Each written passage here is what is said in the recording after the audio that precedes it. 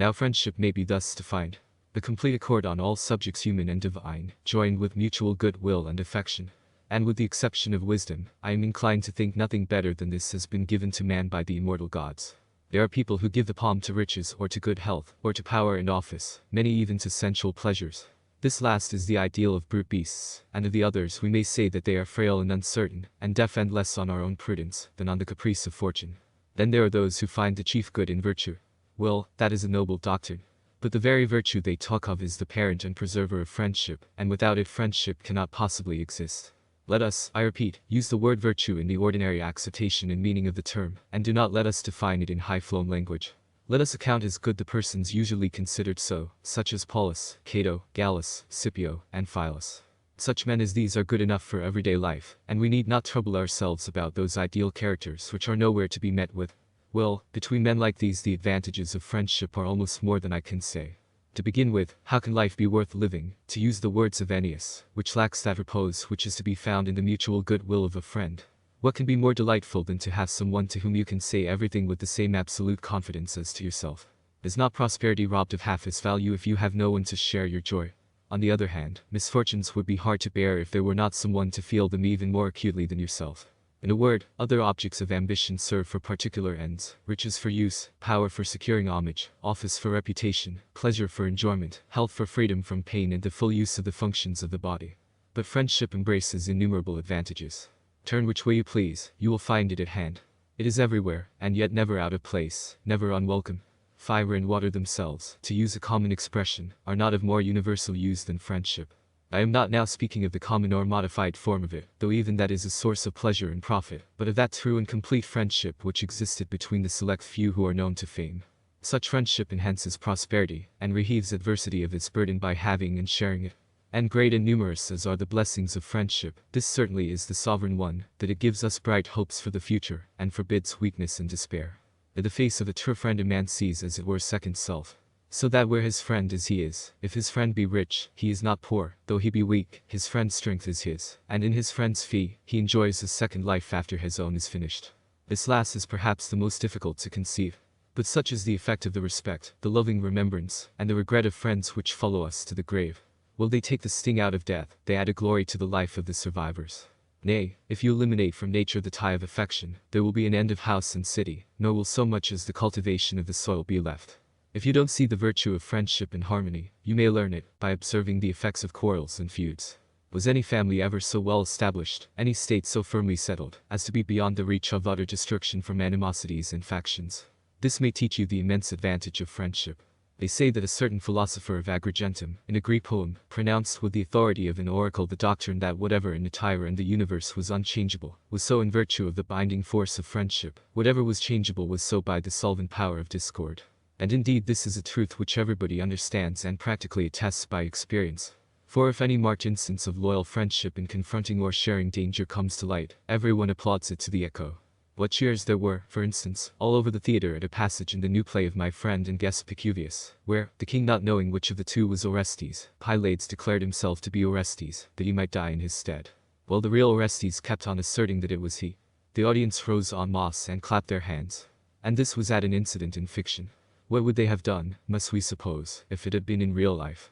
You can easily see what a natural feeling it is, when men who would not have had the resolution to act thus themselves, shoot how right they thought it in another. I don't think I have any more to say about friendship. If there is any more, and I have no doubt there is much, you must, if you care to do so, consult those who profess to discuss such matters. Phantus, we would rather apply to you. Yet I have often consulted such persons, and have heard what they had to say with a certain satisfaction. But in your discourse one somehow feels that there is a different string. Scaevola. You would have said that still more, Fannius, if you had been present the other day in Scipio's pleasure grounds when we had the discussion about the state. How splendidly he stood up for justice against Philus's elaborate speech. Fannius. Ah. It was naturally easy for the justest of men to stand up for justice. Scaevola. Well, then, what about friendship? They could discourse on it more easily than the man whose chief glory is a friendship maintained with the most absolute fidelity, constancy, and integrity. Laelius. Now you are really using force. It makes no difference what kind of force you use, force it is. For it is neither easy nor right to refuse a wish of my sons-in-law, particularly when the wish is a creditable one in itself. Well, then, it has very often occurred to me when thinking about friendship that the chief point to be considered was this. Is it weakness and want of means that make friendship desired?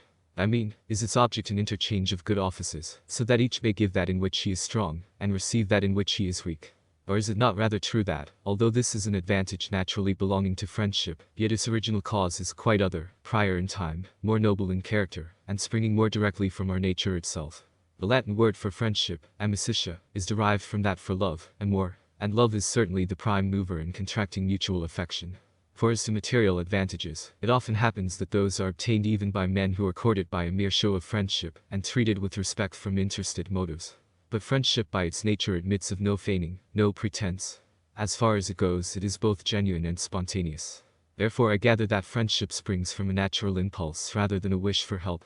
From an inclination of the heart, combined with a certain instinctive feeling of love, rather than from a deliberate calculation of the material advantage it was likely to confer. The strength of this feeling you may notice in certain animals. They show such love to their offspring for a certain period, and are so beloved by them, that they clearly have a share in this natural, instinctive affection. But of course it is more evident in the case of man. First, in the natural affection between children and their parents, an affection which only shocking wickedness can sunder. And next, when the passion of love has attained to like strength, on our finding, that is, some one person with whose character and nature we are in full sympathy, because we think that we perceive in him what I may call the beacon light of virtue. For nothing inspires love, nothing conciliates affection, like virtue. Why, in a certain sense we may be said to feel affection even for men we have never seen, owing to their honesty and virtue. Who, for instance, fails to dwell on the memory of Gaius Fabricius and Manius Curius with some affection and warmth of feeling, though he has never seen them? Or who but loathes Tarquinius Superbus, Spurius Cassius, Spurius Melius? We have fought for empire in Italy with two great generals, Pyrrhus and Hannibal. For the former, owing to his probity, we entertain no great feelings of enmity. The latter, owing to his cruelty, our country has detested and always will detest.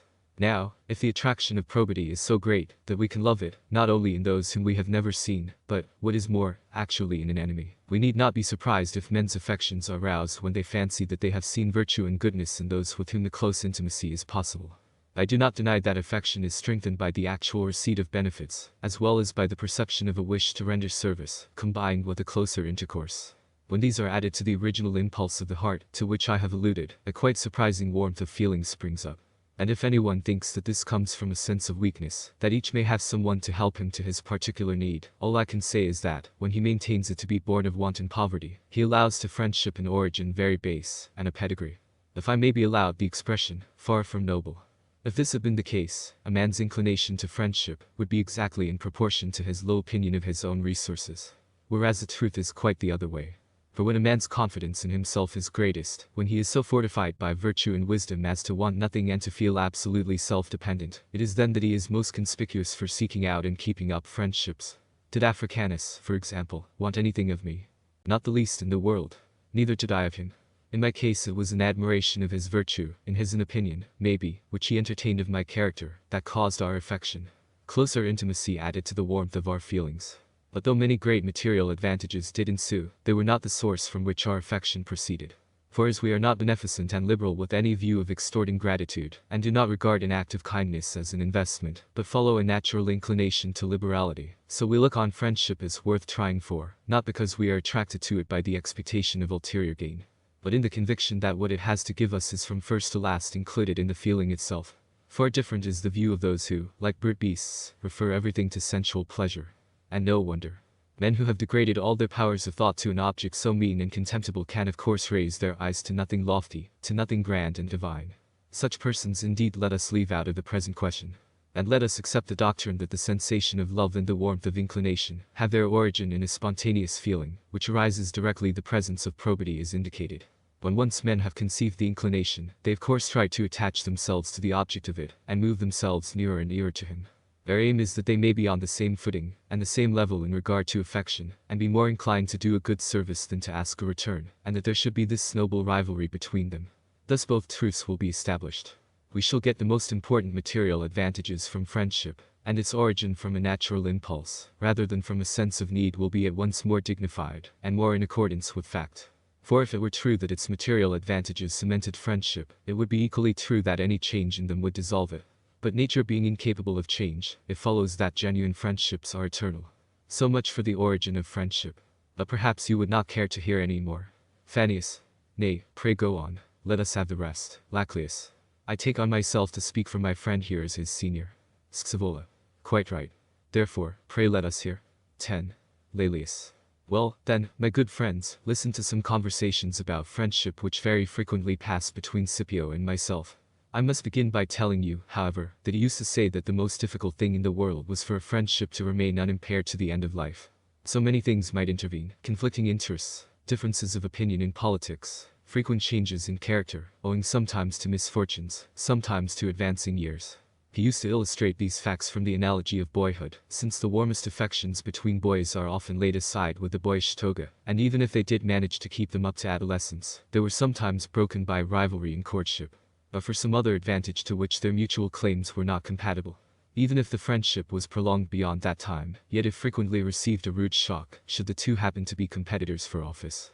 For while the most fatal blow to friendship in the majority of cases was the lust of gold, in the case of the best men it was a rivalry for office and reputation, by which it had often happened that the most violent enmity had arisen between the closest friends. Again, wide breaches and, for the most part, justifiable ones were caused by an immoral request being made of friends, to pander to a man's unholy desires, or to assist him in inflicting a wrong. A refusal, though perfectly right, is attacked by those to whom they refuse compliance as a violation of the laws of friendship. Now the people who have no scruples as to the requests they make to their friends, thereby allow that they are ready to have no scruples as to what they will do toward their friends, and it is the recriminations of such people which commonly not only quench friendships, but give rise to lasting enmities. In fact, he used to say, these fatalities overhang friendship in such numbers that it requires not only wisdom but good luck also to escape them all.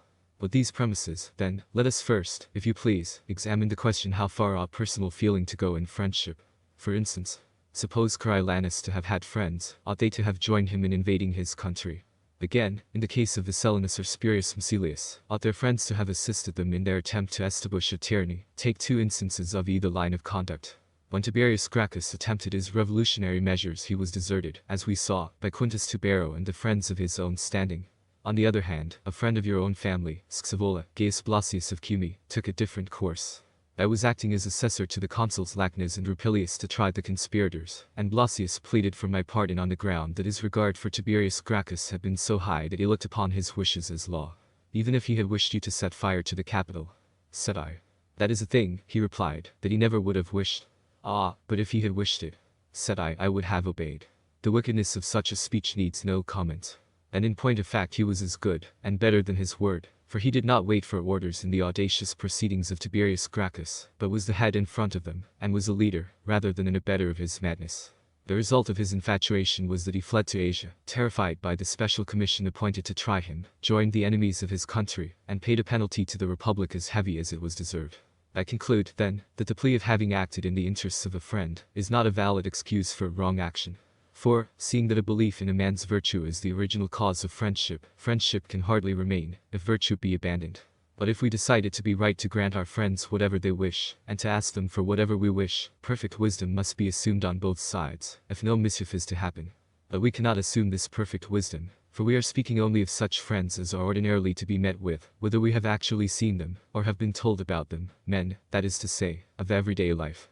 I must quote some examples of such persons, taking care to select such as approach nearest to our standard of wisdom. We read, for instance, that Paepus Aemilius was a close friend of Gaius Luscinus. History tells us that they were twice consuls together, and colleagues in the censorship. Again, it is on record that Manius Curius and Tiberius Coruncanius were on the most intimate terms with them and with each other. Now, we cannot even suspect that any one of these men ever asked of his friend anything that militated against his honor or his oath or the interests of the Republic. In the case of such men as these there is no point in saying that one of them would not have obtained such a request if he had made it, for they were men of the most scrupulous piety, and the making of such a request would involve a breach of religious obligation, no less than the granting it. However, it is quite true that Gaius Carbo and Gaius Cato did follow Tiberius Gracchus, and though his brother Gaius Gracchus did not do so at the time, he is now the most eager of them all. We may then lay down this rule of friendship: neither ask nor consent to do what is wrong. For the plea for friendship's sake is a discreditable one, and not to be admitted for a moment. This rule holds good for all wrongdoing, but more especially in such as involves disloyalty to the Republic. For things have come to such a point with us, my dear Fannius and Scaevola, that we are bound to look somewhat far ahead to what is likely to happen to the Republic. The Constitution, as known to our ancestors, has already swerved somewhat from the regular course, and the lines marked out for it. Tiberius Gracchus made an attempt to obtain the power of a king, or, I might rather say, enjoyed that power for a few months. Had the Roman people ever heard or seen the like before? What the friends and connections that followed him, even after his death, have succeeded in doing in the case of Publius Scipio I cannot describe without tears. As for Carbo, thanks to the punishment recently inflicted on Tiberius Gracchus, we have by hook or by crook managed to hold out against his attacks. But what to expect of the tribuneship of Gaius Gracchus I do not like to forecast. One thing leads to another, and once set going, the downward course proceeds with ever-increasing velocity. There is a case of the ballot. What a blow was inflicted first by the Lex Gabinia, and 2 years afterwards by the Lex Cassia. I seem already to see the people estranged from the Senate, and the most important affairs at the mercy of the multitude. For you may be sure that more people will learn how to set such things in motion than how to stop them. What is the point of these remarks? This: no one ever makes any attempt of this sort without friends to help him. We must therefore impress upon good men that, should they become inevitably involved in friendships with men of this kind, they ought not to consider themselves under any obligation to stand by friends who are disloyal to the Republic. Bad men must have the fear of punishment before their eyes. A punishment not less severe for those who follow than for those who lead others to crime. It was more famous and powerful in Greece than Themistocles. At the head of the army in the Persian War, he had freed Greece. He owed his exile to personal envy. But he did not submit to the wrong done him by his ungrateful country as he ought to have done. He acted as Coriolanus had acted among us 20 years before. But no one was found to help them in their attacks upon their fatherland. Both of them accordingly committed suicide. We conclude, then, not only that no such confederation of evilly disposed men must be allowed to shelter itself under the plea of friendship, but that, on the contrary, it must be visited with the severest punishment. Lest the idea should prevail that fidelity to a friend justifies even making war upon one's country. And this is a case which I am inclined to think, considering how things are beginning to go, will sooner or later arise. And I care quite as much what the state of the Constitution will be after my death as what it is now. Let this, then, be laid down as the first law of friendship, that we should ask from friends, and do for friends, only what is good. But do not let us wait to be asked either. Let there be ever an eager readiness, and an absence of hesitation. Let us have the courage to give advice with candor. In friendship, let the influence of friends who give good advice be paramount. And let this influence be used to enforce advice, not only in plain-spoken terms, but sometimes, if the case demands it, with sharpness. And when so used, let it be obeyed. I give you these rules because I believe that some wonderful opinions are entertained by certain persons who have, I am told, a reputation for wisdom in Greece. There is nothing in the world, by the way, beyond the reach of their sophistry.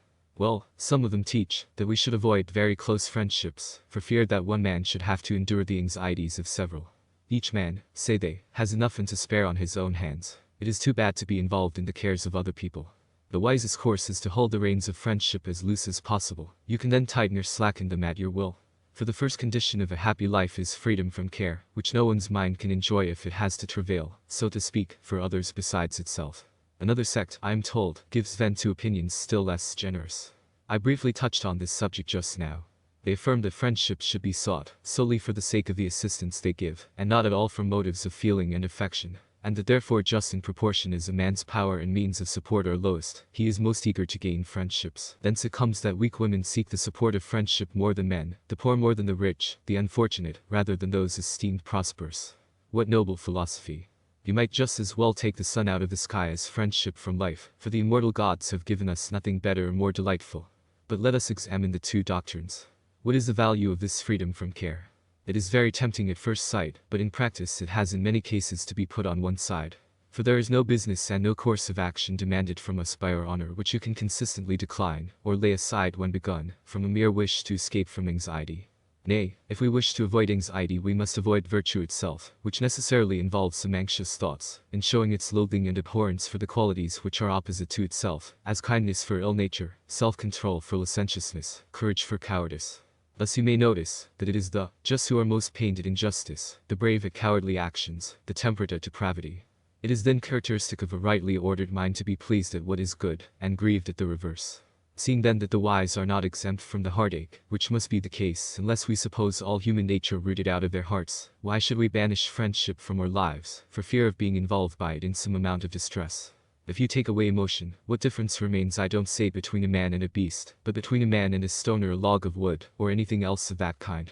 Neither should we give any weight to the doctrine that virtue is something rigid and unyielding as iron. In point of fact, it is in regard to friendship, as in so many other things, so supple and sensitive that it expands, so to speak, at a friend's good fortune, contracts at his misfortunes.